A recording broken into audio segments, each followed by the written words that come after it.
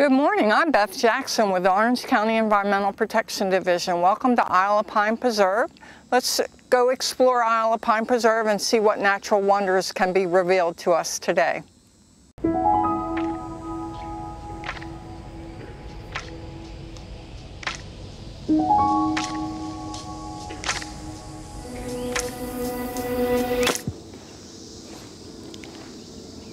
So one of the clues that we look to tell us what kind of habitats that we have on some of our properties, including Isle of Pine, where we are today, is what kind of tree species we are observing, the ground cover, saw palmetto, the herbs that we can see along the path. And this one is sand live oak. So this is very indicative of a drier habitat, which in this case is a scrubby flatwoods. So it's been adapted, and we'll show you later the adaptation on a different one that it's had to be able to retain its moisture.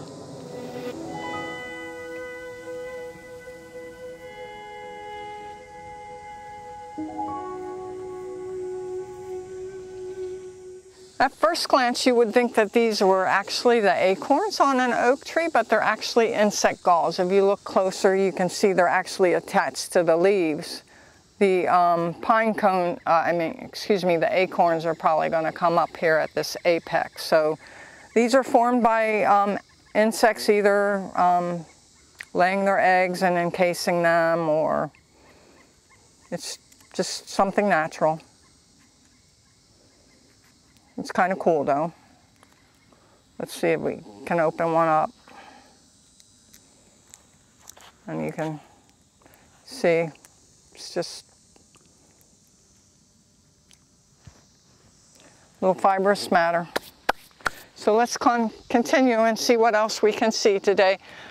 As I previously said, we're in a scrubby flatwoods habitat, and this is a habitat that is dependent on having fire.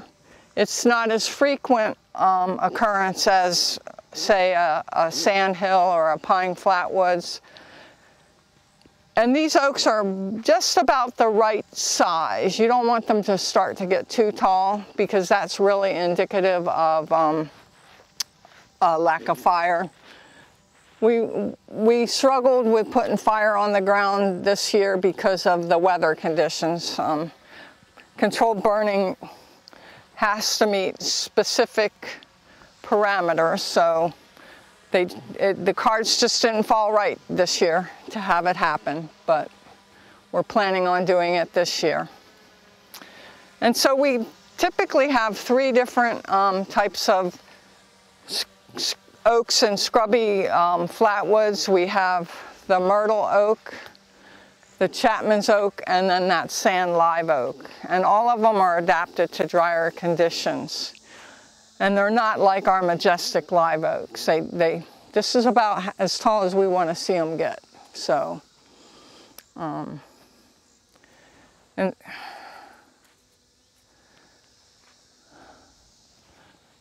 this is and one of the adaptations that they have, this is not a real good example, we may find it later on, is the leaves start to cup. And the reason they start to curl like this is because it helps them to retain the moisture, right? This is a drier habitat, so all plants need moisture to be happy. So they start to make morphological and physiological changes so they can adapt to their conditions. And this is just one of them. Let's keep going, see what else we can see. Not much is in bloom right now, which we should be seeing a lot of different stuff. This is a very important species here. It's considered a keystone species. What that means that it's like a building. The building always has that cornerstone. So wiregrass is a keystone species for scrubby flatwoods, pine flatwoods, because a good healthy population of wiregrass helps to carry the fire that's necessary to maintain the habitats.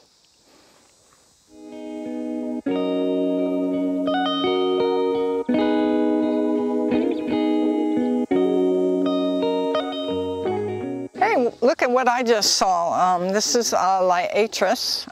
It blooms in late summer. Common name can be blazing star, Indian paintbrush. It's a very pretty little plant. It's on a spikelet. The other important thing is that this obviously looks like a trail, but it's not a trail that's been created by humans. It could be a wildlife trail that the animals are just traveling back and forth on. So the habitat will give clues as to what lives here too, both plants and animals.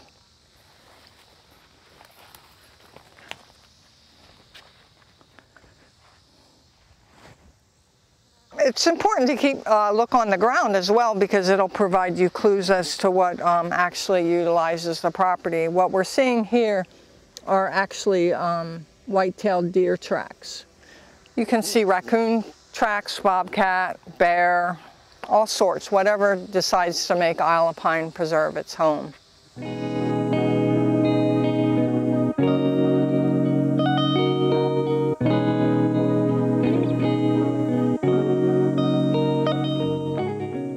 This is a grass species. Common name is called Lopsided Indian grass. And what's kind of neat about this grass is that it doesn't produce the seeds until 2 years after a burn. So that kind of gives us a clue when this habitat was burned. So it was burned maybe 1 or 2 years ago.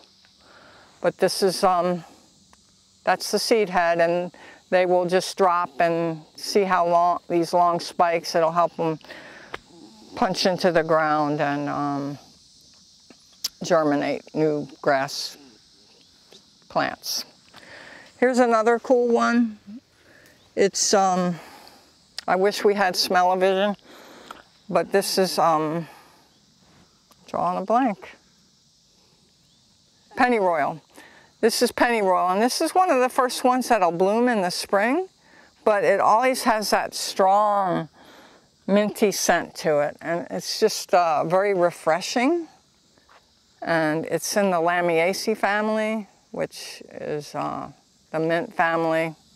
You'll find the mints, so that they usually have an aroma. All of our trails are nicely marked, so you should always try to stay on the trail. There's a cool plant over here. You don't see this one very often. This plant is called blue curls. It's a pretty little purple plant. It has a lobed portion to its flower, so that's an indication of what family it may be in. Why it's important to think of the families of plants is because they all have specific characteristics, and they can help you clue into what you may be seeing. And so we're going to walk down here. Because the habitat starts to change from the scrubby flatwoods to more of a pine flatwoods. This one is carviferous. It's either corymbosus or carnosa. They'll bloom in the late summer as well. They're related to the vanilla sensitive plant, but unlike the vanilla sensitive plant, they don't have a scent. And I'm starting to see more and more of the liastra come in. But you start to see all the oaks start to drop out. And then we're going to start to transition into more of a pine flatwoods. And you can see all the pine cones have fallen on the ground, probably from the last windstorm we had. And pine cones, the size will tell you what kind of pine you might have. They all have a different type of shape and size. So these are, so now we're more into a pine flatwood sandhill. We may see a turkey oak in the distance right there. That's a turkey oak. And the reason it's called a turkey oak is because the leaves actually look like the footprint of a turkey. So we're going to keep on going. I was out here about 2 weeks ago and hardly anything was in bloom, so I'm kind of happy to see everything start to bloom. Summer and spring are the best time if you really want to see the wildflowers in bloom. But it's really dependent on the amount of rain we have, sunshine, as to when they'll bloom. So, keep going. We're starting to see more and more of that wiregrass, which is that important keystone species that we mentioned earlier. I see some white-topped aster in the distance over there, way over there.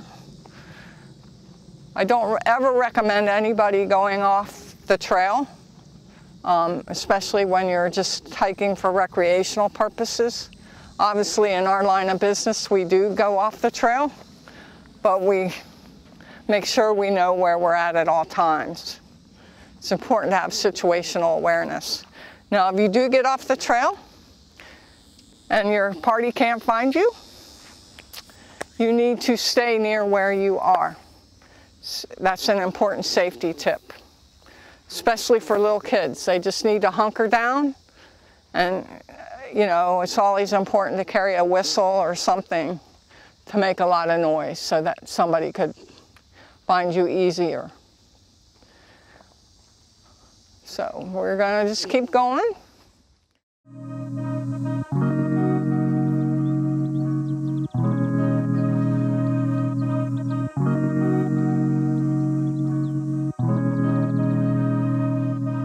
Over there is what we call a snag. It's actually a dead tree, and one would think, well, why do you want to keep a dead tree in the habitat?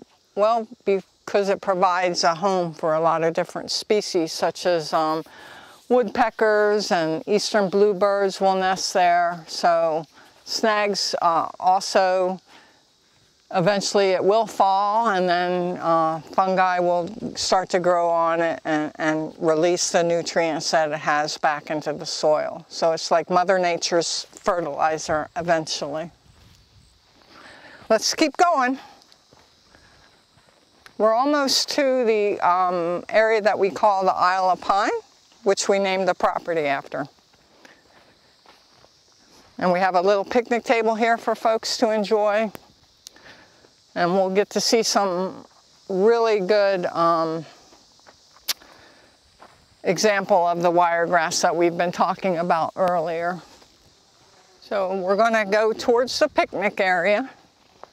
But you can see now the scrubby oaks are really dropping out. And you get that nice, beautiful vista that our pine flatwoods provide.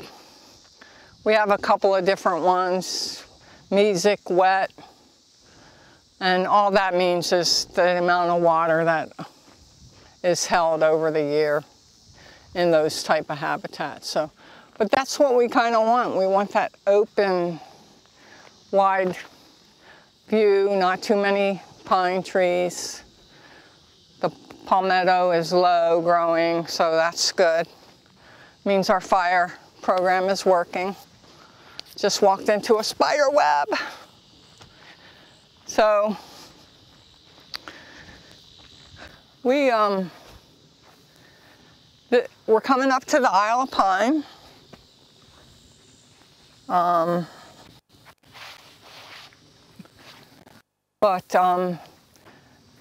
We named it because it was just like an island, a round island of pines. But when we started looking at historical aerials, we realized that it was historically more of a wet type of habitat. And I want to stop here. So eventually, if we keep burning, the marshy area that it used to be may come back. But I just want to point out this Carpiferous.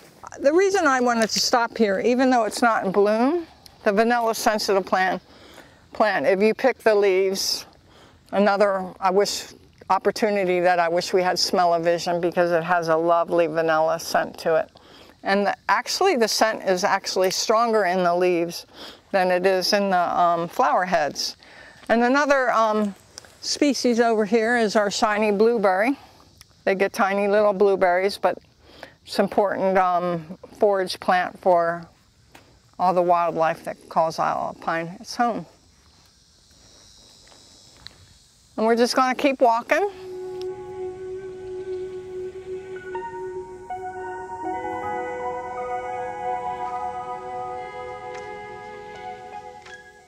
So this is one of our 2 picnic table areas on the property on this side. We have another one on the west part of the property. So you could come out here and enjoy a picnic with your family or your friends or a loved one and just commune with Mother Nature. It's a great way to relieve stress, just taking a walk out in Mother Nature. The breeze is starting to pick up and you can feel it blowing across your skin and cooling you off. Because it's a pretty warm day today.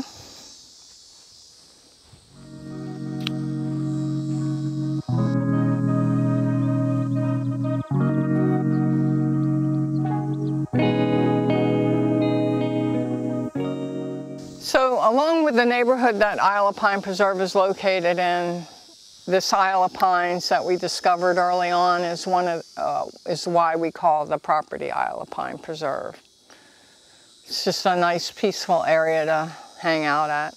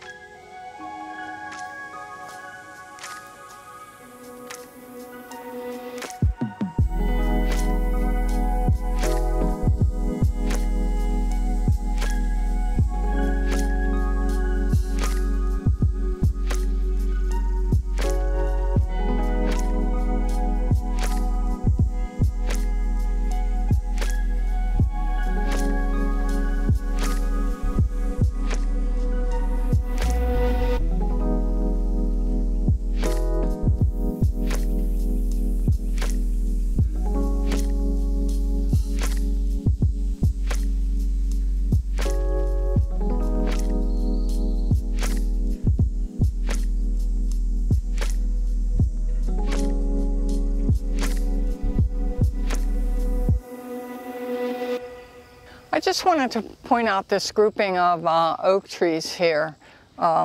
Remember earlier on our hike we saw a bunch of the scrubby flatwoods, the oaks, the myrtle, the Chapman, the sand live oak. Well, we're not sure what species this is, but when we see this, this is indicative of a long period of a lack of fire or controlled burning on the landscape because they are way too tall. And there's a neat little plant here. It's Sebastia Brevifolia. It's a white Sebastia. Normally they're pink. I also saw this plant here. It's a sensitive plant, so when you touch the leaves, they'll close up on you. So that's pretty cool. And there's lots of little different plants in here. I'm seeing some hypericum, wiregrass. Just a lot of cool stuff. You just got to be mindful and keep your eyes peeled for what nature might reveal to you. I mentioned the turkey oak earlier, but we found an example closer to the edge of the trail, so we thought it might be helpful to come and show you what it looks like. And the common name is turkey oak, and it's named that because the leaf actually looks like the footprint that a turkey will make in the ground. So it's just another different type of oak that is indicative of the habitat that we're in.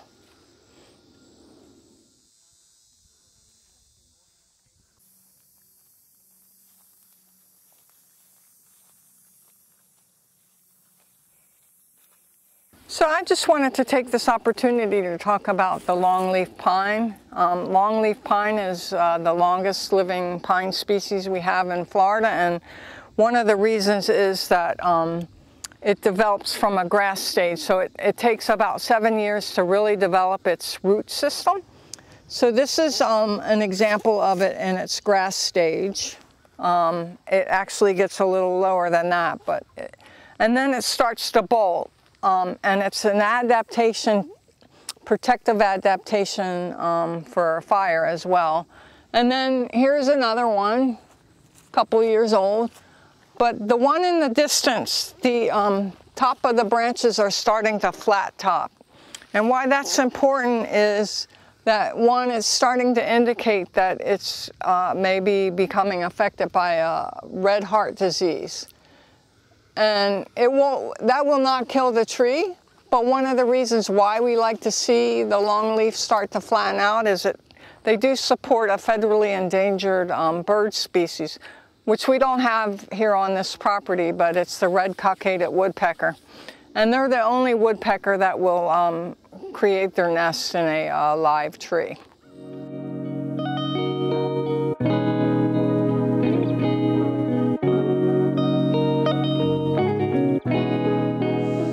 Well, we've come to the end of our walk today at Isle of Pine Preserve as we explored some of the natural wonders that Isle of Pine Preserve can offer you as you come out here, and just want to say thank you for joining us. Until next time.